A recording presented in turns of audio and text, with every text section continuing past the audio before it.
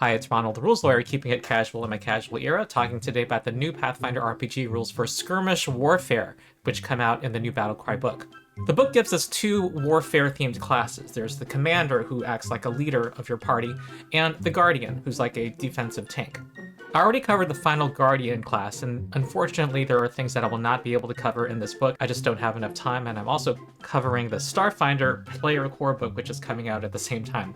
So I'm not going to cover the Jotun ancestry, or Jotun if you prefer, which is the new large ancestry in this book, nor will I cover the new Commander class, unfortunately, which, from what I hear, is largely cleaning up the playtest version. There's not significant changes, besides adding more options, which is expected with a final class. I personally was more interested in the brand new rules that we get in this book for handling troop warfare. Now, as I'll explain, this is not to simulate wars, large wars on a battlefield involving armies, but involving troops, which are a specific kind of stat block representing perhaps dozens of creatures in the battlefield that Pathfinder presents. Hence the word skirmish warfare. I'll talk about these new rules for commanding these troops in this video. But first, to introduce myself, I'm Ronald, the rules lawyer. I'm a lawyer who runs tabletop role-playing games. My preferred system is Pathfinder 2e. Support my Patreon. I don't make money as an attorney. For an explanation, look at the video whose thumbnail is on the screen. Supporting my Patreon allows me to continue making videos and gives you ad-free early access to most of my videos and exclusive content. I won't be able to do much more coverage on this book, unfortunately, but this book definitely supports larger numbers of people in Pathfinder battles because of all of the new troop stat blocks that are provided. And here's the table in the book that includes references to recent monster books and the NPC core book. But yes, there are 49 new stat blocks for troops in this book. There are also guidelines for creating your own troop stat blocks included here. Now on to skirmish warfare and defining what it is. It is to enable squad scale combat, where the individual PC's character options are still central to play. It's not meant to simulate a traditional war game or a full-sized army battle.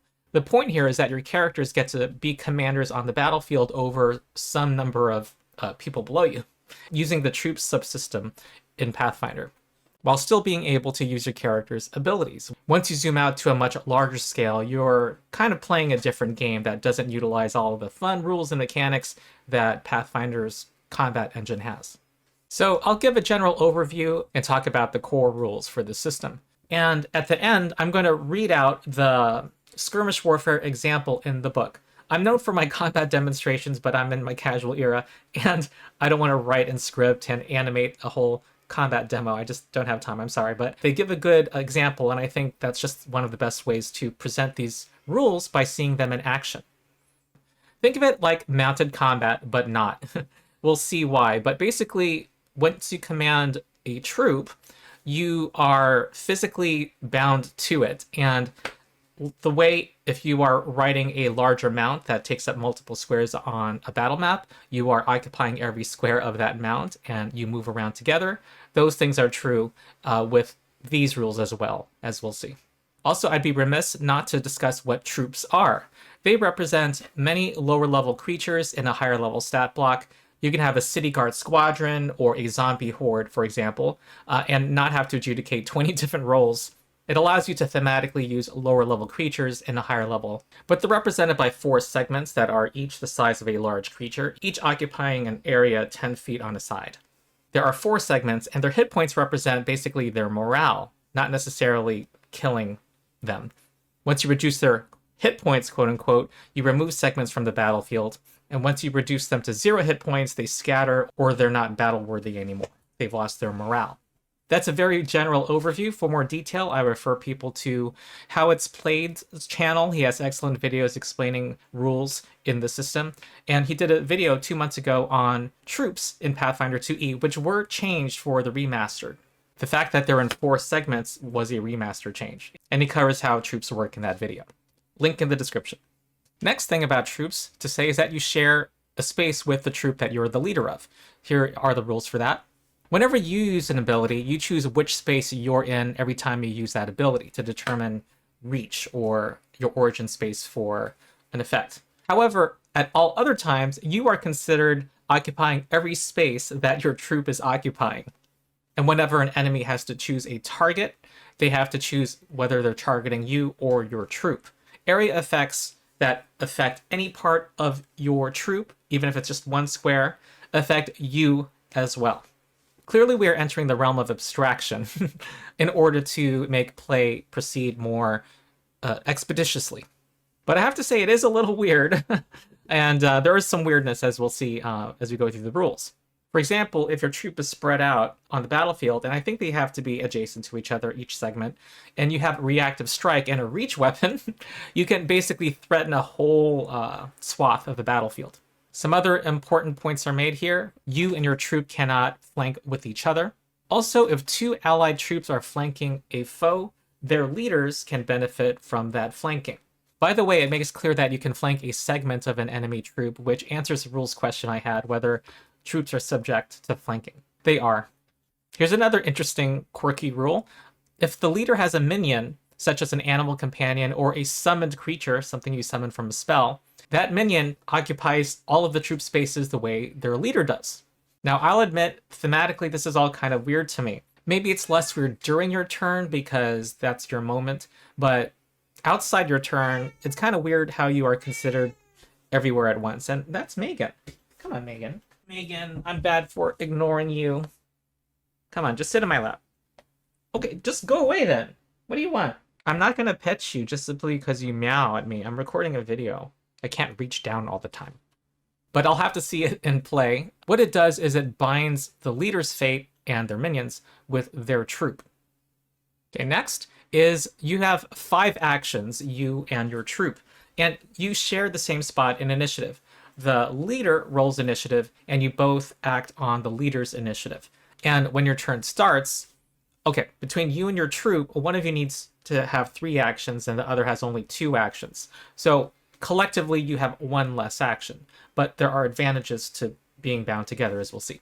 But you make that decision when your turn starts, and you can even make this decision if you are incapacitated. You also each gain 1 reaction, and one of you must resolve all of your actions before the other. There's no alternating here. Another key rule is that collectively, you can only take up to 3 actions worth of moving together. Now, to explain, there are things that you can do on your turn that have the move trait. Now, when they say 3 actions, this includes things you can get from feats that let you do more than 1 move action within that action. So, for example, an elf might have the elf step feat, the one that lets you, for the cost of 1 action, make 2 step actions. That elf can do elf step 3 times. And, oh, I didn't mention that when either of you moves, the other moves with you. This is the main benefit, I believe, of being bound together. You're spending 1 action collectively in order to have some better action economy by being able to move together. Also, if there's ever an ability that lets both the troop and its leader move outside their turn, they can collectively only move once. So this spells out that the new commander class, which has tactics that let them command people in the party and do something outside their turn, probably using their reaction, that commander can treat the troop as a squad mate. So this makes clear that troops can be squad mates for a commander. But there's no point, if it's a movement ability that you're giving them, in commanding both the troop and that troop's leader, because they can collectively only move once for your tactic. But they both get to move together. Now, how do you take lead of a troop? It's a 10-minute activity, and that's it. That's pretty straightforward. You can flavor it any way you want. You're probably instructing the troop, coming up with battle plans. Now, notably, it specifically says the GM can let a player control more than 1 troop, but you don't get the full leadership benefits beyond just 1 troop that you work 10 minutes with. This is just about being able to decide what more than 1 troop does. Also, there's a way to train for a whole day and downtime to get a skirmish bond. You can only have 1 skirmish bond with any particular troop at a time. These give you a boon collectively. There are things as simple as this combo attack. When you make a strike on your turn, any creature that you hit takes a -1 status penalty to saving throws against any offensive ability your troop uses this turn. When you look at troop stat blocks, they often have a offensive ability, they call it, that allows you to use 1 or 2 or 3 actions that do damage to foes, often to adjacent foes. And everyone affected by that troop has to do a saving throw in order to mitigate the damage. This is an interesting skirmish bond called Mobile Troop. Basically, you and your troop have a +5 status bonus to all movement speeds. But in addition, if you or your troop uses a special action, spell, or ability that allows a special type of movement, such as wall jump, translocate, that lets you teleport, or a fly speed, you can move together even if that normally would not be possible. I forgot to mention that when you move together before, the GM can say, no, your army cannot fly with you, wizard on the back of a griffin. But this somehow removes that restriction. Flavor it any way you want, but that was very interesting. Also, if you spent a day training with a troop and have a skirmish bond with them, and for some reason you lose leadership of them or you command another troop later, you can only have the leadership benefits of one troop at a time. You can go back to commanding that first troop with just 10 minutes and regain your skirmish bond ability. Next, there are rules for routing. This is a big part of skirmish warfare. Basically, troops can lose their morale. And here are the rules for what happens. The troop must do a route check each time something happens that could massively damage their morale. There are two situations. One is when the troop is reduced from 1 HP threshold to another.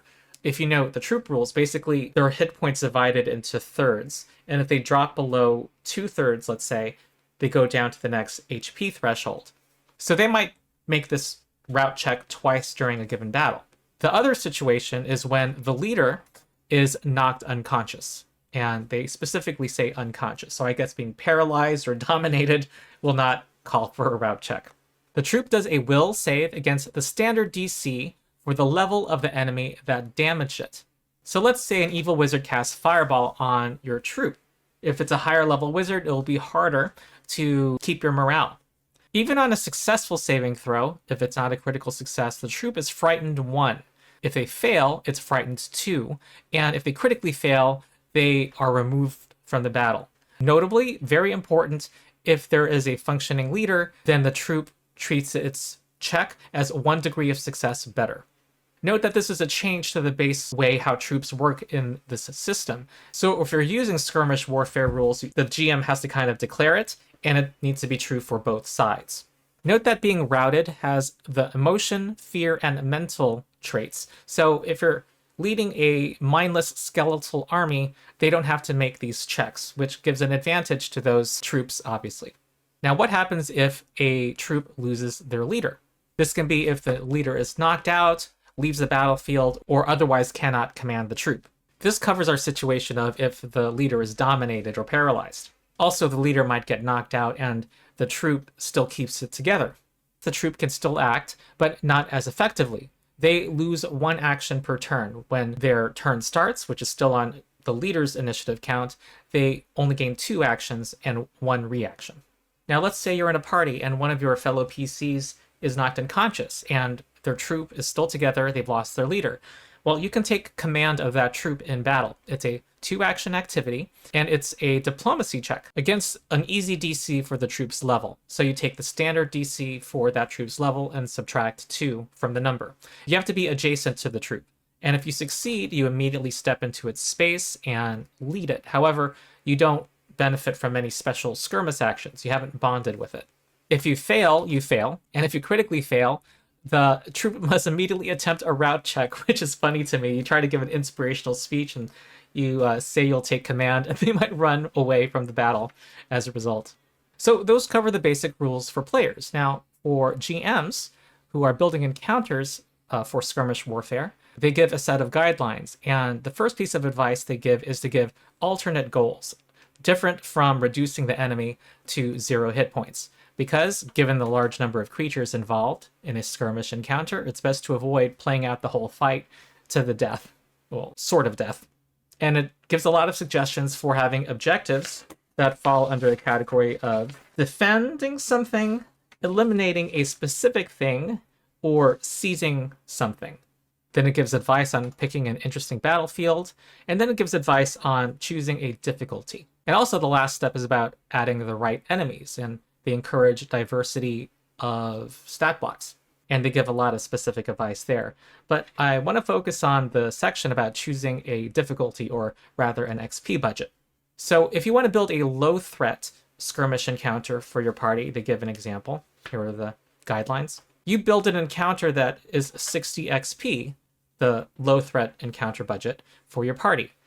After that, you then add your party's troops and consider how much they add to the XP budget. And then add that same number of troops that the PCs have gained and add that to the monster's XP budget. So in our example here, if you have a 60 XP encounter and you give each PC a troop that equals the level of the party, so 40 XP each, you have added 160 XP to the party's side, so you need to add that same number to the enemy's XP budget.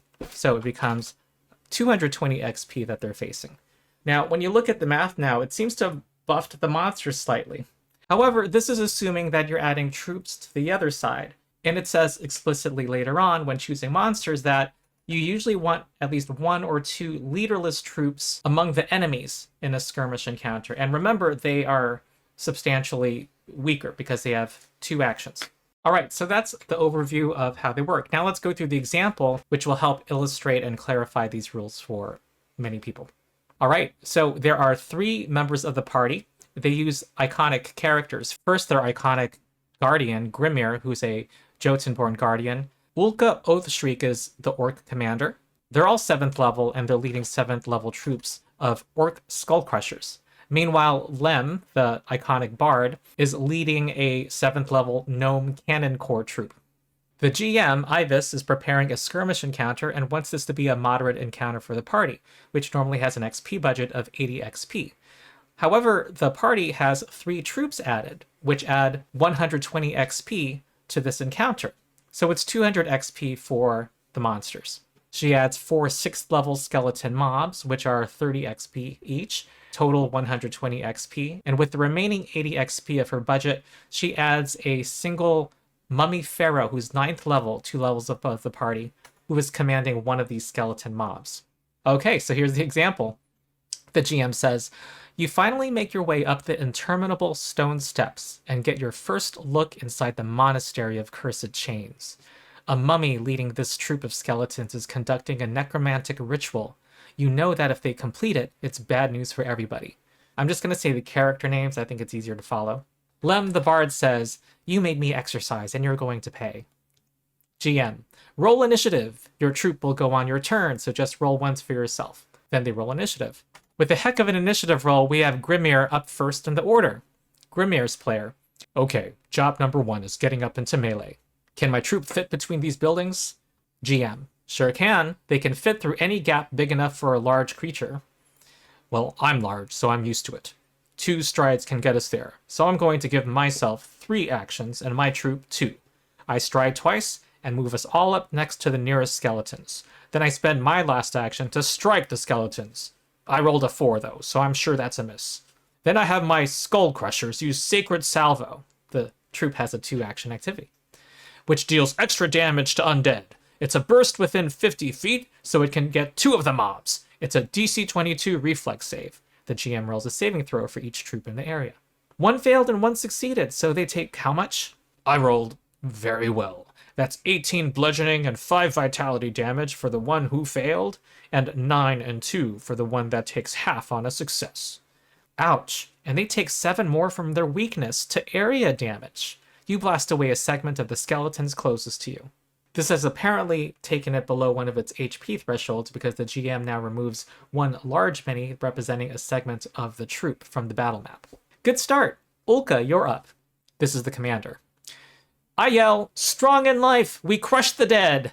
I'm going to give my troop 3 actions and myself 2.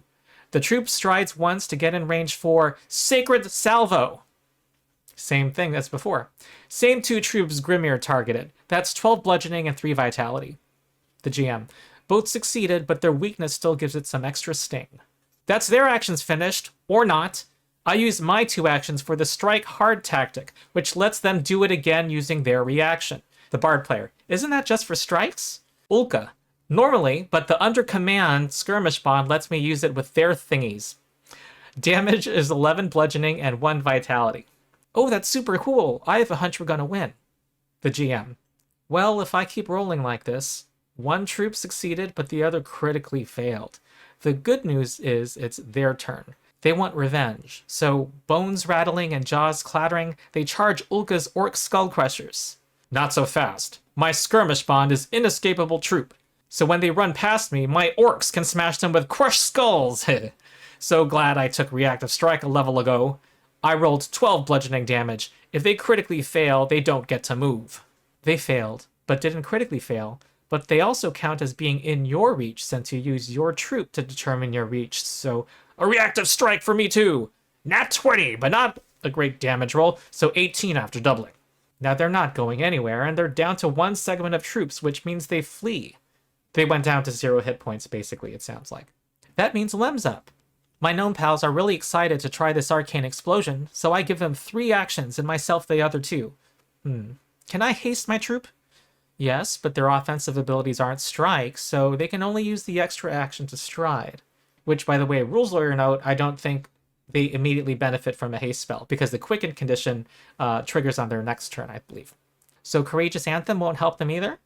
They don't make attack rolls, but it'll help their damage rolls and saves against fear. Then instead of that, I think I'll toot my flute for a rallying anthem with 1 action, then recall knowledge about that mummy whatever with action number 2. Or not with that roll. Alright, fire away, gnome buddies. Right on that mummy's troop. DC 22 reflex, and it has a difficult terrain thing. Dang, 22 force damage. Wish I could get the mummy in it, but they're a little far away for the 15-foot burst. Actually, they count as being in any space their troop's in. The mummy succeeds for half damage, but their troop fails. The gnomes are pleased. Let's see if they're still pleased as the mummy seeks revenge. So that should give you a sense of how skirmish warfare works. It sounds fun to me. Would like to see it in action. Alright, so this section includes some sample collections of troops that the PCs could have at their disposal, and those for the enemies, with appropriate monster commanders. Here's a low-level, level 4 skirmish encounter involving commanding magicians, goblins, and orcs against a group of undead led by wights. In this encounter, the PCs lead dwarves and possibly other kinds of soldiers against a mini-army led by hobgoblins. And then, of course, there's the 40 new stat blocks for troops that the PCs and the GMs could play with. I don't have much in the way of final thoughts besides saying that these rules kind of look fun and definitely seem like a lot more fun than dealing with the mass warfare rules that are presented in the Kingmaker adventure path. I think if one were to run that adventure path, which involves running kingdoms and having warfare, you might want to zoom in to a specific part of the battlefield and focus on the leaders of the other side taking on the leaders of your side, which are, of course, the PCs. That might be a more fun way. Or we could have it simultaneously happening with a larger scale map and having those 2 things affect each other. So that's my coverage of Skirmish Warfare. If you enjoyed the video, please like and also subscribe. Support my Patreon. It gives you ad-free early access to most of my videos and exclusive content. Also join my Discord. I hang out there a lot. There are thousands of us. We talk Pathfinder 2e and other gaming. And if you want to play Pathfinder, you can join our drop-in, drop-out organized play system called Endless Tale Tavern. So that's it. I've been Ronald the Rules Lawyer. I'll see you next time.